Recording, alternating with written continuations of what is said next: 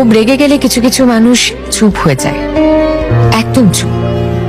ঝগড়া করে না, চিৎকার করে না, মুখে যা আসে তা বলে দিয়ে পরে সরি, রাগের মাথায় বলে ফেলেছি, কিছু মাইন্ড করো না, এই অবধি যায় না।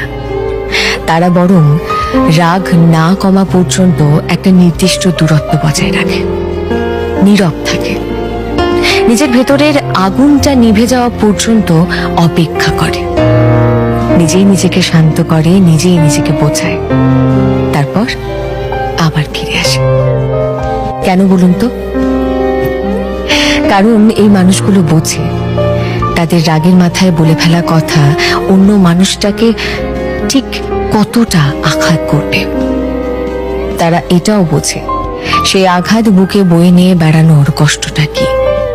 তারা জানে কোনো মানুষকে শুধুমাত্র কথা আর ব্যবহার দিয়ে কি ভীষণভাবে ট্রমা দেওয়া যায়, সম্পর্ক ভেঙে দেওয়া যায়। তারা জানে ভেঙে যাওয়া জিনিসগুলো একবার ভেঙে গেলে হাজারো সরি বললেও সেটা আর জোড়া দেওয়া যায় না।